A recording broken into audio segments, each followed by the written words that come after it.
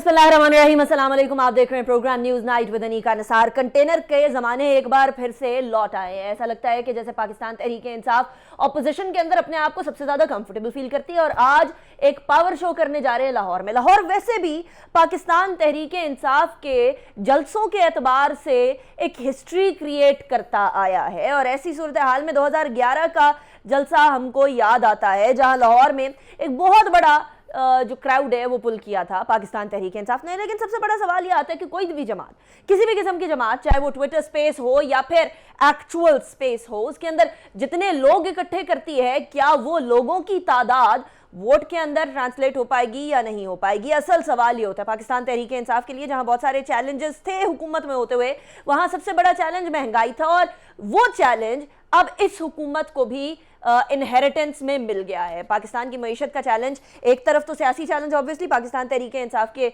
जलसे जुलूस, दूसरी तरफ वो चैलेंज जो कि इन्होंने इनहेरिट किया वो है माशी चैलेंज। और इसी एतबार से मिफ्ता इस्माइल साहब की IMF से बातचीत, मुलाकात और शराइत कुछ सामने आई। वो शराइत क्या है मैं आपके सामने रखी दिए देती हूँ। IMF ने पहले भी बोला हुआ था कि जो सब्सिडी है ये सही नहीं है, ऑब्वियसली उनके हिसाब से तो 30 रुपये ऊपर टैक्स ले रहे होना चाहिए था। लेकिन अब IMF ने कहा है कि जी पेट्रोलियम मसनूआत पर दी हुई सब्सिडी ख़त्म की जाए, जो कि तकरीबन 20 से 50 के बीच में वेरी करती है। बिजली की कीमतें बढ़ाई जाएं, बिजली की कीमतें ऑलरेडी कुछ बढ़ी और अब और मज़ीद बढ़ाई जाए। सन्नतों को दी गई जो एमनेस्टी स्कीम है वो ख़त्म की जाए। इसी एमनेस्टी स्कीम के ख़िलाफ़ थे बड़े अरसे से, बहुत तवील अरसे से IMF और तरक्याती अखराजात के अंदर कटौती की जाए। ये बड़ी इंटरेस्टिंग बात है। IMF ने जो $6 बिलियन का बेल आउट पैकेज दिया था उसकी ट्रांच एक बिल्कुल सस्पेंड हुई थी। मुल्क की माशी सूरत हाल बदतर हो रही थी, मुल्क की सियासी सूरत हाल की ज़ेर नज़र और मामलात जो हैं वो अच्छाई की तरफ नहीं जा रहे थे। अब जब ये हुकूमत आई है तो इन्होंने फौरी तौर पे सबसे पहले तो IMF को इंगेज किया है। लेकिन इस हुकूमत के आते ही डॉलर 189 से 181 तक गया था और आज डॉलर एक बार फिर 186 तक तकरीबन पहुंच चुका है। ऐसी सूरत हाल में ऐसा मालूम होता है कि एक बार फिर डॉलर की उड़ान, डॉलर की ऊंचाई पाकिस्तान की मईशत को धचका दे सकती है। So there are many things to discuss और आज का पावर शो होगा या पावर शो नहीं होगा, इस हवाले से भी बात करेंगे। हमारे साथ जो मेहमानान मौजूद हैं मैं उनका तारुफ करवा दूं। जनरल गुलाम मुस्तफ़ा साहब हमारे साथ मौजूद हैं, किसी तारुफ के मोहताज नहीं है, जाने माने एनालिस्ट हैं, very seasoned analyst to be true. बहुत शुक्रिया जनरल साहब आपने ज्वाइन किया, it's a pleasure having you. हमारे साथ ज़ैगम खान साहब मौजूद हैं। ज़ैगम खान साहब भी बड़ी मंतक के साथ, लॉजिक के साथ बात करते हैं। बहुत शुक्रिया आपने भी ज्वाइन किया, he is also very senior analyst. इसके अलावा नसरुल्लाह मलिक साहब हमारे साथ मौजूद होंगे थोड़ी देर में, जो कि एक सीनियर जर्नलिस्ट भी और सीनियर एनालिस्ट भी, और अमीर अब्बास भी हमारे साथ मौजूद होंगे, एंकर पर्सन है। लेकिन सबसे पहले अमीर अब्बास एक्चुअली हमारे साथ मौजूद है। थैंक यू अमीर फॉर ज्वाइनिंग अस। सबसे पहले जनरल साहब मैं आपकी तरफ ही आऊँगी। जनरल साहब, पाकिस्तान तहरीके इंसाफ के लिए ऑपोजिशन एक कंफर्ट जोन रहा है, चाहे वो 2014 हो, चाहे वो 2011 हो, चाहे वो 2018 से पहले जो इलेक्शन कैंपेन थी, और तब भी लाहौर में जलसा किया, 2011 में भी लाहौर में जलसा किया और अब भी लाहौर में जलसा करने जा रहे हैं। ये जलसे से हासिल वसूल क्या है? कहीं ऐसा तो नहीं होगा कि इंतखाबात आते आते, क्योंकि इंतखाबात तो नवंबर के बाद ही गालिबन होंगे, इलेक्शन कमीशन ने पहले ही बोल दिया था हमें 6-7 महीने चाहिए, कहीं ऐसा तो नहीं होगा कि पाकिस्तान तहरीके इंसाफ के जलसे जुलूस पहले ही क्लाइमैक्स पे पहुंच जाए और इंतखाबात के करीब जाते जाते इस गुब्बारे से हवा निकल जाए? देखिए, एक पॉसिबिलिटी ये तो है इसमें कि अगर ये बहुत जल्दी पीक कर जाते हैं उसके बाद क्या होगा, इसको क्या ये जो प्रेशर डेवलप कर रहे हैं ये इसको सस्टेन कर पाएंगे? This is a very big question. लेकिन दूसरी तरफ जो चीज सोचने की ये है कि कर क्या रहे हैं, इसके बाद इनका लाहेअमल क्या है। आमतौर पे तो कहा जाता है कि चूंकि हमें नवंबर दिसंबर में इंतखाबात की हम बात कर रहे हैं, क्या पॉसिबिलिटी है इंतखाबात इससे पहले हो जाएं? हालात मुल्क के जिस जगह पे चल रहे हैं इस तरीके से क्या आपकी सियासत भी चल पाएगी, आपकी इकोनॉमी चल पाएगी, क्या मुल्क भी चल पाएगा कि नहीं चल पाएगा? कि बहुत बड़ी पार्टी आपकी नेशनल असेंबली से बाहर है, पंजाब में एक अलग किस्म का लॉकजाम बना हुआ है और नून लीग ने मेरे ख्याल आज तय ले लिया हुआ है लोकल बॉडी इलेक्शन के लिए भी। तो क्या ये सब मामलात आपके चल पाएंगे? क्या हम सिर्फ इसीलिए कि चूंकि हम हुकूमत में हैं या इसीलिए कि इमरान खान अपोजिशन में है इसलिए तो हम मुल्क को एक जगह पर साके नहीं खड़े रह जाएंगे। मेरा ख्याल है अरबाब इख्तियार को बहुत कुछ सोचना पड़ेगा और सिर्फ इस बात पे हम डिपेंड नहीं कर सकते कि पीटीआई की जो कैंपेन है ये पीक कर जाएगी और ये शायद कुछ सस्टेन नहीं कर सकेंगे। राइट। मेरा ख्याल ये है कि we may be going into election slightly earlier than we anticipate. अच्छा, लेकिन इलेक्शंस में अर्लियर जाने के लिए ज़ैगम खान साहब कुछ ऐसी रिक्वायरमेंट्स है जो इलेक्शन कमीशन को पूरी करनी है। एक तो वो सेंसस, दूसरा कराची के जो हलके हैं उनकी हल्का बंदियों के ऊपर ऑलरेडी बड़े 2018 से ऑनवर्ड्स मसला ही चल रहा है बिकॉज ऑफ द सेंसस। उनके हलके के ऊपर उनको बहुत एतराज़ हैं। फिर फाटा के मर्जर के बाद केपीके के अंदर, अब जब वो केपीके में जम हो गया तो उनकी नशिस्तें भी कुछ कम होंगी, वहाँ भी डीलिमिटेशंस का फैक्टर है। तो ये तमाम चीज़ें करने में और करने के बाद क्या election commission of Pakistan slightly earlier इंतखाबात करवा पाएगा उस टाइम लिमिट से जो टाइम लिमिट उसने सुप्रीम कोर्ट के सामने रखी थी? देखिए अनिका, आपने जो टेक्निकल रीजंस बताई हैं उनका तकाजा ये है कि इलेक्शन 6-7 माह बाद हो, लेकिन मेरी राय में जो पॉलिटिकल रीजंस हैं उनका तकाजा ये है कि 1 साल के बाद हो। अच्छा। उसकी वजह ये है कि आपने आज IMF के साथ मुलाकात का जिक्र किया। पाकिस्तान की मईशत इस वक्त जिस मरहले पर है, अगर हम फौरी तौर पर IMF के प्रोग्राम में नहीं जाते तो हम श्रीलंका जैसी सूरत हाल की तरफ जा सकते हैं। IMF के प्रोग्राम को समझिए, IMF का प्रोग्राम सिर्फ IMF के $1-2 बिलियन का मसला नहीं है। अगर IMF का प्रोग्राम रुकता है तो आपको वर्ल्ड बैंक भी पैसे नहीं देगा, आपको एशियन डेवलपमेंट बैंक भी पैसे नहीं देगा। बैनुल अक़वामी बैंकों से जो आप मुसलसल कर्जे ले रहे हैं, जो आपकी जरूरत है, वो भी उनका सूद या तो बहुत बढ़ जाएगा या वो देंगे नहीं।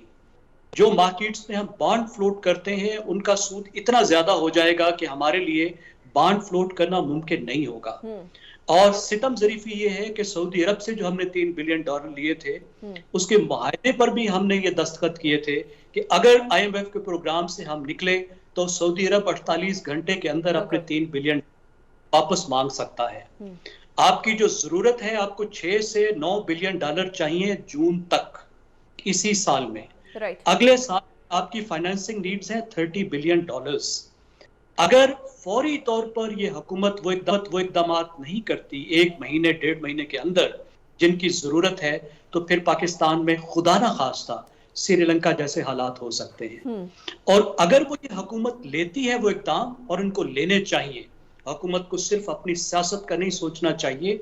जब मुल्क की इक़्तिदार की लगामें उनके हाथ में है तो उन्हें उस तरफ जाना चाहिए जहां मुल्की मफादात का तकाजा। अच्छा ज़ैगम खान साहब, आई गॉट योर पॉइंट, लेकिन मुझे भी ब्रेक की तरफ जाना है, फिर मैं आपसे बाकी पूरा जवाब कंप्लीट करती हूँ। दो लाइन जी कंप्लीट कर लें। अगर वो इक़दामात लेते हैं तो उसका तकाजा ये है कि कम से कम इलेक्शन को 1 साल मुलतवी करें ताकि थोड़ी सी सिचुएशन डेवलप हो जाए, जो उसका ब्लो बैक है वो संभल जाए। ठीक है। अच्छा अमीर, मैं आपके लिए सवाल ये छोड़े जा रही हूँ और ब्रेक के बाद आपसे जवाब लूंगी कि जिस तरीके से ये हुकूमत प्लान कर रही है, ज़ैगम खान साहब ने 1 साल की बात की, मुझे ऐसा मालूम होता है कि जैसे वो शॉर्ट टर्म प्लानिंग तो कर ही नहीं रहे, या मिड टर्म या लॉन्ग टर्म, यानी साल 1.5 साल से कम की प्लानिंग ये हुकूमत कर ही नहीं रही है इकोनॉमिक टर्म्स में और साथ ही डेवलपमेंटल टर्म्स में। तो क्या ये गवर्नमेंट 1.5 साल पूरा करने का एम कर रही है और इस तरह की काबीना के साथ और इतनी सारी जमातों के साथ वो पॉसिबिलिटी बनेगी भी, या फिर PTI का जो प्रेशर है वो नहीं सस्टेन कर पाएगी ये गवर्नमेंट? इसके बारे में जवाब लूंगी, लेकिन एक ब्रेक के बाद।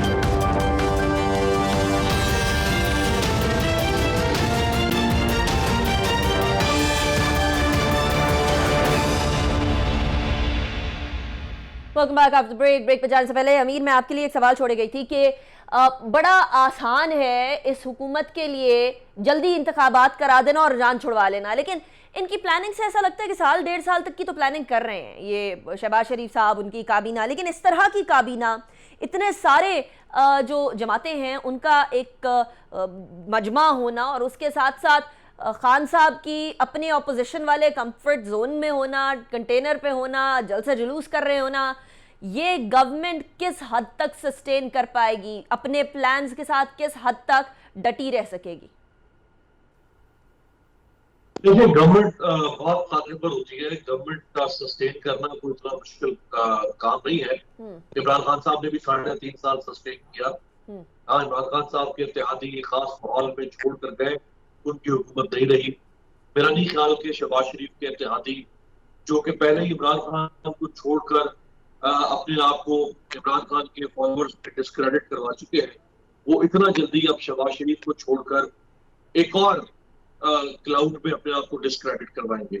लिहाजा वो अब चाहते ना चाहते हुए शहबाज शरीफ के साथ चलेंगे। और जहां तक इलेक्शन की बात है, तो शहबाज शरीफ की हद तक मैं जानता हूं कि वो इलेक्शन अभी करवाने के हामी नहीं है। वो अपना टेन्योर पूरा करना चाहते हैं, जो भी 1.25 साल का अरसा बाकी है। बल्कि बाज जो आईनी माहिरीन है, वो तो यहाँ तक कह रहे हैं कि मौजूदा असेंबली को आइन में ऐसी गुंजाइश है कि आप इसको मजीद 1 साल तक एक्सटेंड कर सकते हैं। राइट। तो भाई नहीं है कि बात उस पर चली जाए और ये मौजूदा असेंबली जो है वो 1.25 साल से 1.5-2 साल का अरसा भी क्रॉस कर जाए। अच्छा, अब चूंकि इसके अंदर काफी ज्यादा इत्तेहादी जमातें हैं, 6 से ज्यादा, तो उन इत्तेहादी जमातों को भी और वोट देना पड़ेगा शहबाज शरीफ को, अगर वो ये फैसला करते हैं कि उन्हें 1.25 साल का अरसा मुकम्मल करना है। लेकिन अभी सबसे पहले जिसका जैनुल साहब ने जिक्र किया, जो चैलेंज है वो इकोनॉमी का चैलेंज है। डॉलर फिर 188 से ऊपर जा रहा है, स्टॉक मार्केट फिर उसी तरह बहरान का शिकार है। IMF के साथ आपकी डील कहाँ जाएगी? 16 को जो पेट्रोलियम प्राइसेस बढ़ानी थी प्राइम मिनिस्टर ने, वो नहीं बढ़ाई पब्लिक प्रेशर की वजह से। अब देखते हैं कि वो 1 मई को प्राइसेस बढ़ाते हैं या नहीं बढ़ाते।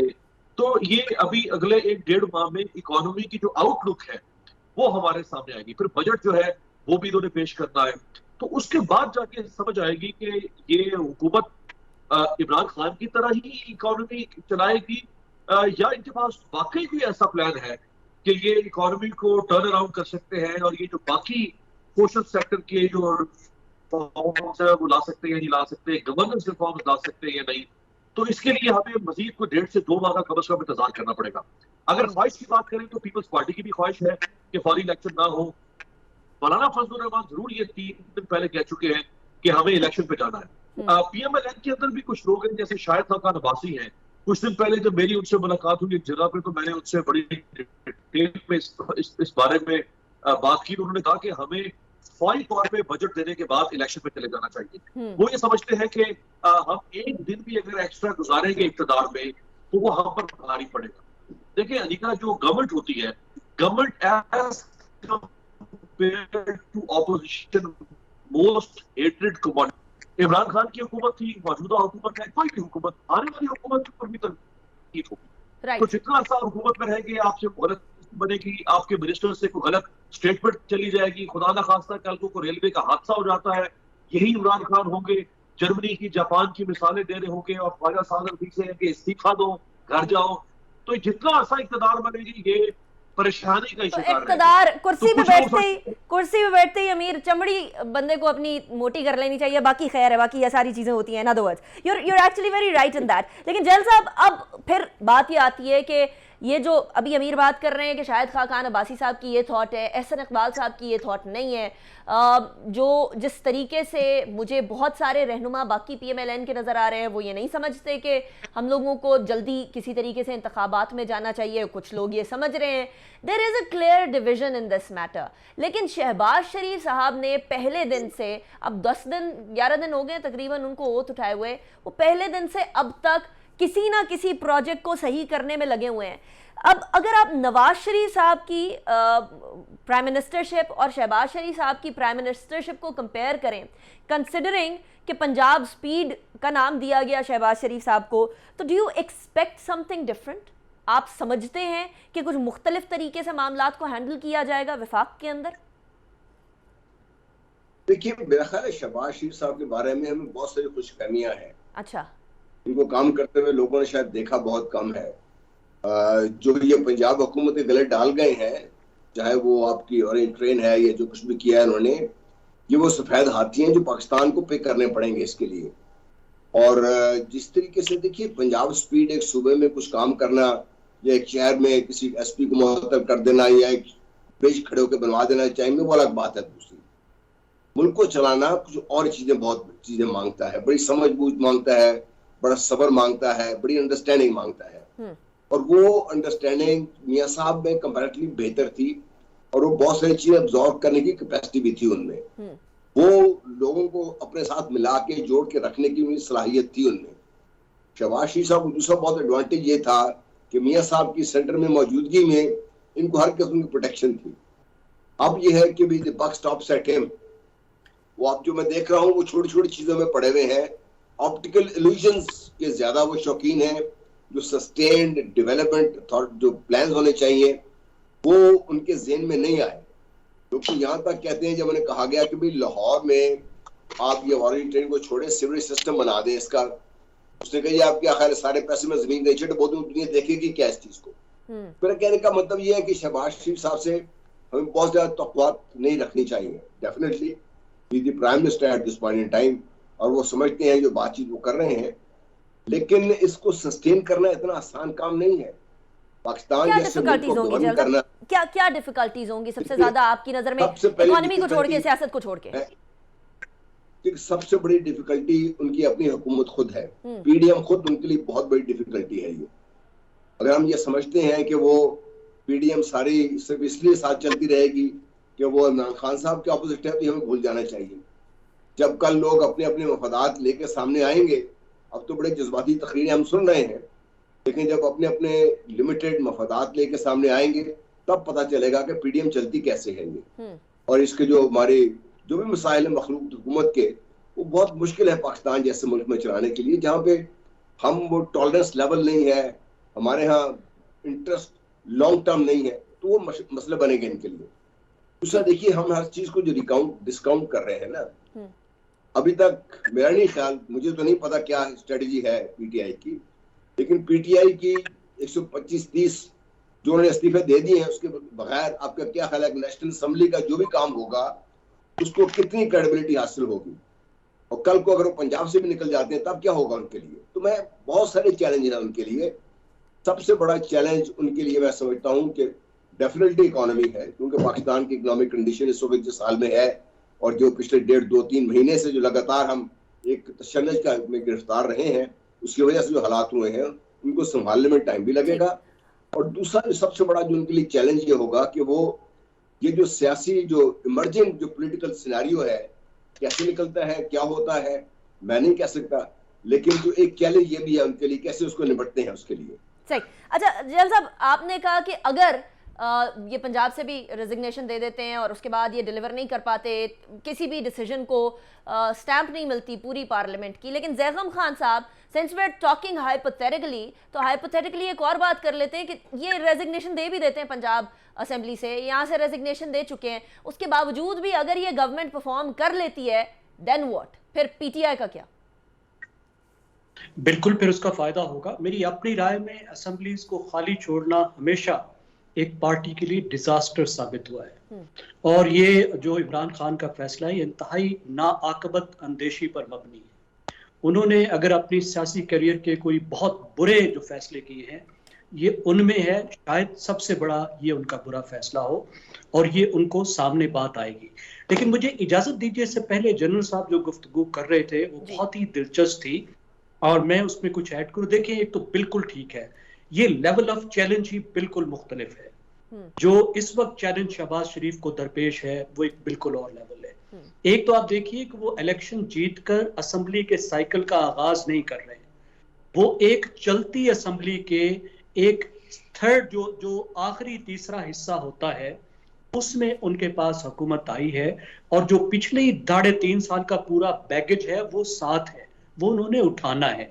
वो नए सिरे से खेती काश्त नहीं कर रहे, वो तकरीबन एक पकी हुई खेती काश्त वो जो है वो हार्वेस्ट करने लगे हैं। और जो सूबे का चैलेंज है वो बहुत मुख्तलिफ होता है, सूबे को तो पैसे का सोचना ही नहीं पड़ता। और जो पिछला दौर था शहबाज शरीफ साहब का और दूसरी असेंबलियों का भी, उसमें ये जहन में रखिए कि इसहाक डार साहब ने 2013 से 2018 तक टैक्स को डबल किया था, ठीक है जी।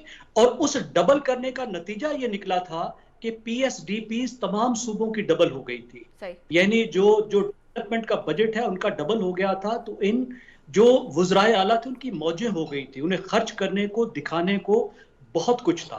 फिर इनके डेवलपमेंट के मॉडल का मसला है, बिल्कुल ठीक है, मॉन्यूमेंट्स बनाने का इनको शौक है, और एक थोड़े से एरिया पर फोकस करती है मुस्लिम लीग नवाज। इसका बहुत बड़ा ब्लाइंड स्पॉट है कि उन्होंने आधा बजट लाहौर शहर पे लगा दिया। तो उसके जैकुब बाद खान साहब, 3 विफाक में ये कैसे ट्रांसलेट करेगा इनकी यही स्ट्रैटेजीज, क्योंकि पंजाब में बहुत सालों से ये आदत पड़ चुकी है, विफाक में कैसे ट्रांसलेट करेगी? और विफाक तो वो होता है कि सारे सूबों को 18वीं तरमीम के बाद पैसे देने के बाद कंगला बैठा होता है। अभी आप देख लीजिए विफाक में कैसे उनकी ये सोच ट्रांसलेट करेगी। उनकी आप विफाकी काबीना को देख लीजिए। जनूबी पंजाब से सिर्फ एक आदमी है, वही 3 डिवीजन है जहां से 70-80% लोग इन्होंने उठाए हैं। विफाकी जमात बनने का कोई शौक नहीं है। लाहौर है, उसके बाद गुजरांवाला और फैसलाबाद डिवीजन है, थोड़ा सा रावलपिंडी को हिस्सा देना है, जीटी रोड को, बाकी पाकिस्तान जो है एग्जिस्ट ही नहीं करता, जिनका बहुत बड़ा मसला है। लेकिन इस तमाम बातों को एक तरफ रखकर जो एक अहम बात है कि इनकी इकोनॉमिक मैनेजमेंट बहरहाल जो पीटीआई है उससे 100 दर्जे बेहतर है। अगरचे ये रिफॉर्मिस्ट नहीं है, जो लॉन्ग स्टैंडिंग मसले हैं उनको जिस तरह की रिफॉर्म्स की जरूरत है वो करना पीएमएलएन का दूसरी जमातों की तरह उसका कोई बैकग्राउंड नहीं है, लेकिन अच्छी इकोनॉमिक मैनेजमेंट का जरूर तजर्बा है, जिसमें इस वक्त जो पाकिस्तान का बहरान है, जो माशी बहरान है, उससे बाहर निकालने में ये पार्टी जरूर मदद कर सकती है। उस लिहाज से ये पीटीआई से जरूर बेहतर है। ठीक ठीक। अच्छा अमीर, एक चीज जो कि हमारी हर गवर्नमेंट में रही है, एक तो पॉलिसी का तसलसल कभी नहीं रहा। एक गवर्नमेंट आती है 3 साल के लिए, 4 साल के लिए, 5 साल के लिए, वो अपनी पॉलिसीज चलाती है। अगली गवर्नमेंट आती है, वो अपनी पॉलिसीज लेकर आती है। लेकिन एक और मसला है, we are kicking the can over here. Debt हो, ट्रेड डेफिसिट हो और नाकिस इकोनॉमिक पॉलिसीज हो, वो एक गवर्नमेंट से दूसरे गवर्नमेंट, दूसरे गवर्नमेंट से तीसरे government, including circular debt transfer होती हुई आती हैं। हम कोई तवक्को लगाएं या ये तवक्को और उम्मीद भी छोड़ दें कि ऐसी कोई हुकूमत आएगी जो इन कोर मसाइल को हल कर सकेगी? हालांकि पीटीआई ने बहुत कहा था कि हम इन मसलों को हल करेंगे, लेकिन नहीं हो सका। सो हम उम्मीद छोड़ दें अब? बिल्कुल, आप उम्मीद ना खुद लगाएं, ना इस सादा लो कौम को इस किस्म की किसी झूठी और जाली उम्मीद का कोई तगासा या नारा लगाएं। देखिए, ये सारे के सारे हैं अपॉर्चुनिस्ट, ये सारे हैं सेल्फ सेंट्रिक, ये सब है पावर ग्रीडी लोग। इनको पावर क्लाउड चाहिए। जैसे मछली पानी से बाहर तड़पती है, इस तरह ये इक़्तिदार से बाहर तड़पते सब। कोई एक्सेप्शन नहीं है मेरी स्टेटमेंट में। कोई ये ना जूम करे मैं किसी को एक्सक्लूड कर रहा हूं। तो इनको नेशनल इश्यूज से कंसर्न नहीं। इनको एक इशू से कंसर्न है कि वो इक़्तिदार में क्यों, मैं इक़्तिदार में क्यों नहीं। जिस वक्त परवेज इलाई, मैं ज्यादा दूर की बात नहीं आपके देखने वालों के सामने छोटी सी मिसाल रखता हूं। जब परवेज इलाई चीफ मिनिस्टर थे तो परवेज इलाई ने पंजाब में कुछ बहुत शानदार प्रोजेक्ट शुरू किए। जब 2008 में शहबाज शरीफ आए तो उन्होंने वो सारे प्रोजेक्ट सिर्फ परवेज इलाई के बुक्स में बंद कर दिए, जिसमें कार्डियोलॉजी हॉस्पिटल, 5 कार्डियोलॉजी हॉस्पिटल शुरू किए। ये फर्स्ट वर्ल्ड में भी नहीं होता इतना। Cardiology hospital is a very expensive project. 5 cardiology hospital Pervaiz Elahi ने शुरू किए। इन्होंने उसके बुक्स में उनको स्लो पॉलिसी इख्तियार की। तो बाबा परवेज इलाई का सारा खानदान तो नहीं ना कोई हार्ट के स्टंट डलवाने के लिए वहां पे आएगा। परवेज इलाई ने पंजाब में लॉ एंड ऑर्डर को मेंटेन करने के लिए हाईवे पेट्रोलिंग पुलिस, एक नई state of the art police raise की। आज शायद आप नाम भी पहली बार सुन रही होंगी नीका उसका। इसी तरह से जब वो गए, यानी पीएमएलएन गई, उनकी जगह पे जब इमरान खान साहब आए तो ये इस्लामाबाद मेट्रो जो है वो आपके सामने जिंदा मंसूबा है। यानी 3.5 साल इनकी हुकूमत रही, ये मेट्रो बस को चला नहीं सके, जिस मेट्रो बस को 2018 में चलना था। लेकिन चूंकि वो शहबाज शरीफ और नवाज शरीफ का दिया हुआ मंसूबा था, एक मंसूबा शहबाज शरीफ साहब आगे लेकर चले, वो 1122 वाला, तो कुछ चीजें आगे भी लेकर चली जा रही है। नहीं, वो उस तरह से लेकर नहीं चले। अच्छा, ये बात, इसमें बहुत बड़ा फ्रॉड है। अच्छा, जो विजन, जो state of the art vision Pervaiz Elahi का था, वो तो शहबाज शरीफ की। अच्छा, ठीक हो गया। लोगों की वो तो मजबूरन शुरू किया। चले, मतलब एक ख्वाहिश ही समझे, एक ख्वाहिश ही समझे, लेकिन हजारों ख्वाहिशें ऐसी कि हर ख्वाहिश पे दम निकले। इसी पॉइंट पे ब्रेक की तरफ जाते हैं, ब्रेक के बाद वापस आएंगे, फिर गुफ्तगू को कंटिन्यू करेंगे कि हम उम्मीदें आस लगाए बैठे हैं, हर शख्स वोट देने जाता है, अपने कीमती वक्त में से टाइम निकालता है और उसके बाद वादे होते हैं, लेकिन वो वादा ही क्या जो वफा हो जाए। ब्रेक के बाद बात करेंगे मजीद सियासत की।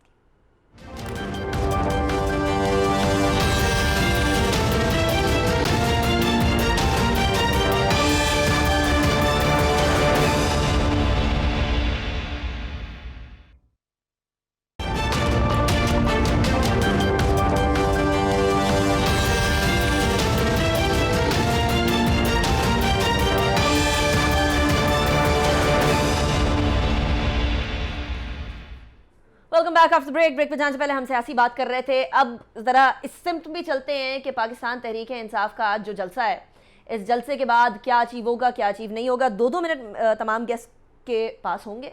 जैगम खान साहब, पाकिस्तान तहरीक इंसाफ अभी बहुत ज़ोरों शोरों से चल रही है। हम शुरू में भी ये बात कर रहे थे कि बहुत जल्दी पीक ना कर जाए, बहुत ज़ोरों शोरों से चल रही है, बहुत क्राउड पुल कर रही है, सब कुछ कर रही है। लाहौर के जलसे के बाद अचीव क्या करना है? क्या सिर्फ मंजिल ही मंजिल है या फिर कोई गोल भी है, कोई अल्टीमेटली इस रास्ते का मंतकी अंजाम भी है? देखिए, सबसे पहले आप ये देखिए कि इस वक्त पीटीआई के क्या चैलेंजेस थे। एक तो इमरान खान साहब को अनसेरेमोनियली निकाला गया। मेरे ख्याल में एक तौहीन आमेज बात थी कि वो पहले वजीर आजम थे जिनको इस तरीके से वोट आउट किया गया। ना सिर्फ उनके इत्तेहादियों ने उन्हें छोड़ा, बल्कि एक बहुत बड़ा क्राइसिस उनकी पार्टी के अंदर भी था और वो मौजूद है।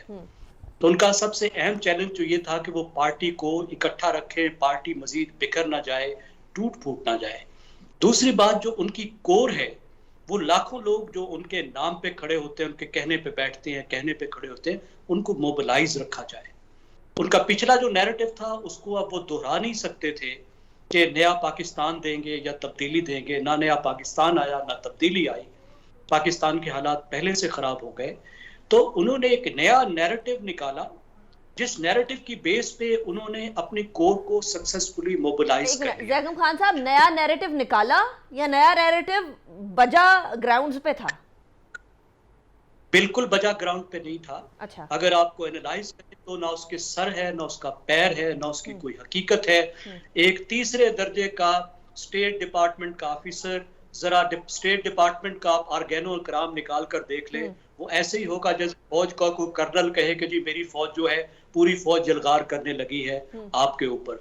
एक 18वें 19वें स्केल का वो आदमी, ये काम स्टेट डिपार्टमेंट ना किया जाता करता है, ना उसको बताया जाता है। इस तरह के काम सीआईए करती है तो स्टेट डिपार्टमेंट को कानो कान खबर भी नहीं होती। और पाकिस्तान के साथ स्टेट डिपार्टमेंट बहुत सेरेमोनियली डील करता है। पाकिस्तान के साथ 20 साल से पेंटागन डील कर रहा है। तो इसमें किसी तरीके की कोई हकीकत, कोई सर ना पैर है। लेकिन बहुत कामयाबी से उन्होंने पाकिस्तान की जो हिस्टोरिक ग्रीवेंसेस हैं उनको मिला के, जोड़ के, बना के, टांके लगा के ऐसा नैरेटिव बनाया है जो उनके फॉलोअर्स के लिए बड़ा क्रेडिबल है। और पाकिस्तानी जो एरीज में भी यकीन करते हैं, अमेरिका से भी नाराज रहते हैं, उनमें से भी बहुत सौ को यकीन आया है। तो उन्होंने उनको कोर को मोबिलाइज कर लिया। अपनी पार्टी को शायद वो बड़ी हद तक इंटैक्ट रख पाएंगे, क्योंकि उनके लेजिस्लेटर ये समझेंगे कि इमरान खान के साथ वोट जरूर हैं और बहुत सारे लोग उनको छोड़ के नहीं भागेंगे। तो उनके शॉर्ट टर्म ऑब्जेक्टिव तो अचीव हो गए, लेकिन लॉन्ग टर्म में बहुत से अभी मरहले बाकी है। मुझे नहीं अच्छा, लगता। वैसे जैकब खान साहब, I am sorry, I am cutting you short here. कल फवाद चौधरी साहब ने बोल ही दिया है कि इतनी दूर तक तो वो वैसे ही नहीं सोचते, तो लॉन्ग टर्म पता नहीं उनके कोई गोल्स हैं या नहीं है। लेकिन जैन साहब, एक बात कल बड़ी इंटरेस्टिंग रात को लेट नाइट इमरान खान साहब ने फरमाई। कहते हैं फौज इस मुल्क के लिए इमरान खान से भी ज्यादा जरूरी है। फौज है तो मुल्क है। अच्छा, पिछले दिनों कुछ नैरेटिव और ही बन रहा था, और ऐसा नैरेटिव बन रहा था जो कि बड़ा नेगेटिव था, जो पोलराइजेशन की तरफ लेकर जा रहा था, जो एक एनार्की की तरफ लेकर जा रहा था। और हमारे साबिक इंफॉर्मेशन मिनिस्टर फवाद चौधरी साहब ने भी बोला था कि हम बड़ी तेजी से गड़बड़ की तरफ जा रहे हैं, जिसके ऊपर मुझे शक था कि पता नहीं वो ये वार्न कर रहे हैं या फिर खदशा जाहिर कर रहे हैं। जल साहब, ये स्टेटमेंट काफी है उनके सपोर्टर्स को ठंडा करने के लिए, जो पिछले दिनों से बहुत एक हाइप चल रही थी? देखिए, इसको भी समझिए, सारे पीटीआई के सपोर्टर्स नहीं थे ये। उसमें तो कुछ तो अनजाने में जो जज्बाती बच्चे हैं वो तो लेके चल पड़े इसको। This was a properly planned campaign और इसके जो ताने बाने हैं, जो मेजर रिपोर्ट्स मिली हैं, बाहर से मिलते हैं, और हमारे मुल्क से अंदर भी कुछ लोग इसमें शामिल हुए थे जिन्होंने मिलकर इसको चलाया है इसमें। और ये वक्त था, मैं समझता हूँ कि इमरान खान साहब की कल की जो अपील थी, बड़ी उन्होंने दिल से बात की थी। मैं इतनी ही मैंने उनकी बात सुनी है क्योंकि मुझे किसी ने उसका क्लिप भेजा था इस चीज का, और बात बिल्कुल उन्होंने सही कहा। देखिए, पाकिस्तान के जो दुश्मन है इस वक्त पाकिस्तान को कमजोर करने के लिए क्या क्या कुछ नहीं कर रहे हैं। आप अगर शुरू करें तो आपको लगेगा कि पाकिस्तान इस वक्त जो भी लाइंस जिसपे हम डिवाइड हो सकते हैं उसमें डिवाइडेड है इस वक्त। ठीक है। पोलिटिकल पोलराइजेशन इस वक्त आपको देखिए वो क्या हालत है हमारी। आप एथनिक, सेक्टेरियन, जो भी आप कह सकते हैं उसके ऊपर। ऐसे में अगर आपको जोड़ के खड़े हुए हैं तो फायदे पाकिस्तान है आपके। और उससे भी ज्यादा जो मजबूत चीज जिसने अल्लाह ताला के बाद पाकिस्तान को ताकत दी हुई है, वो अवाम का अपनी अफवाज के साथ एक इतना गहरा रिश्ता है जो ताकत फराहम करता है फायदे पाकिस्तान को लड़ने के लिए। क्योंकि जंगें तो कौम लड़ती है, राइट। और ये वो बैकिंग है, ये वो सपोर्ट है जो आपके सोल्जर्स को दिन रात, आप देखिए आज भी अपनी जानों की कुर्बानियां दे रहे हैं वो। अगर ये रिश्ता कमजोर होता है तो पाकिस्तान की फौज कमजोर होती है, पाकिस्तान कमजोर होता है। राइट। इसमें मैं समझता हूँ बड़ी टाइमली उन्होंने अपील दी है, और मुझे पूरी उम्मीद है कि उनके जो भी चाहने वाले हैं, जनरल साहब, मेरी नजर में पहले अगर ये अपील आ जाती तो बेहतर था, लेकिन चलें, देर है दुरुस्त आई, फेयर इनफ। अमीर अब्बास, एट द एंड हम ये उम्मीद तो नहीं लगाए बैठे कि चले कोई भी किसी भी तरीके की पॉलिसी को ऐसी दे देगा कि शिफ्ट हो जाएगा मामला और कोर इश्यूज को सॉल्व करेगा, लेकिन हम इतनी उम्मीद भी ना लगाएं कि कोई शख्स, कोई सियासी लीडर अपनी सियासत के लिए अवाम में, कौम में डिविजन्स ना पैदा करे। ये उम्मीद भी ना लगा के बैठे। देखिए, हर सियासतदान को सर्वाइवल के लिए कोई नैरेटिव चाहिए होता है। जैसे नवाज शरीफ साहब ने नैरेटिव दिया अपने सर्वाइवल के लिए, वोट को इज्जत दो। जैसे बिलावल भुट्टो सरदारी ने, शहबाज शरीफ ने, मौलाना ने नैरेटिव दिया कि इमरान खान सिलेक्टेड, ये सिलेक्टेड पार्लियामेंट है। जनरल बाजवा ने और जनरल फैज सिलेक्ट किया, इस किस्म की बात उन्होंने की। अब इमरान खान साहब को भी एक नैरेटिव चाहिए सर्वाइवल के लिए, और उन्होंने नैरेटिव बनाया कि ये इम्पोर्टेड गवर्नमेंट है और रिजीम चेंज किया गया है पाकिस्तान में। अमेरिकन और लोकल कॉन्स्पिरेटर्स ने, जो कि को कॉन्स्पिरेटर्स हैं, उन्होंने मिलकर। राइट। तो जब आप नैरेटिव बनाते हैं, कंस्ट्रक्ट करते हैं, तो आप ये नहीं देख रहे होते कि उस नैरेटिव का फायदा या नुकसान मुल्क की सतह पर क्या है। ठीक। आप सिर्फ ये देखते हैं कि क्या वो नैरेटिव आपके पॉलिटिक्स को फीड कर सकता है या नहीं। और इमरान खान साहब को इस नैरेटिव ने बहुत फायदा पहुंचाया। वो नैरेटिव सही है या गलत है, वो मुरासला सच है या झूठ है, उसको एक तरफ रखते हुए वो नैरेटिव इमरान खान का सेलेबल है। ठीक हो गया। और पिछले तकरीबन 4 हफ्ते पाकिस्तान में जो ढांचा इमरान खान ने पैदा कर रखा है वो अनबिलीवेबल है। ठीक। एक ऐसा फिनोमेना वो बन चुका है जो अनफॉरगेटेबल फिनोमेना है। Fair enough. अमीर, थैंक यू सो मच। नहीं करता। थैंक यू सो मच अमीर अब्बास, आपने ज्वाइन किया। जनरल गुलाम मुस्तफ़ा साहब, thank you so much. Zaigham Khan साहब, बहुत शुक्रिया, आपने ज्वाइन किया। लेकिन एक बात तो बहुत अयां हो गई है कि हम लोगों को अपनी सियासत की पड़ी होती है, सारे सियासतदानों को सियासत की पड़ी होती है, लेकिन कोई ये नहीं सोचता कि सियासत किसके बलबूते पर है। अवाम है, कौम है, पाकिस्तान है तो सियासत है। पाकिस्तान को कमज़ोर कर दिया, अवाम को बांट दिया, किसी तरीके की कोई फिजर्स डेवलप कर दिए, तो फिर आपकी सियासत भी एक रीजनल या सूबाई सतह की सियासत बनकर रह जाएगी। ये हमारे नेशनल लीडर्स को समझने की ज़रूरत है, और इसके ऊपर कुछ चीज़ें जो हैं वो रेड लाइन होनी चाहिए, उनको क्रॉस करने की ज़रूरत नहीं है। लेकिन हर कोई जो माल बिकता है बेचने की कोशिश करता है। यही वो पॉइंट है जहाँ से पाकिस्तान को मसाइल दरपेश होते हैं। अनीका निसार को इजाज़त दीजिएगा, अपना बहुत ख्याल रखिएगा। अल्लाह हाफिज़ नासिर।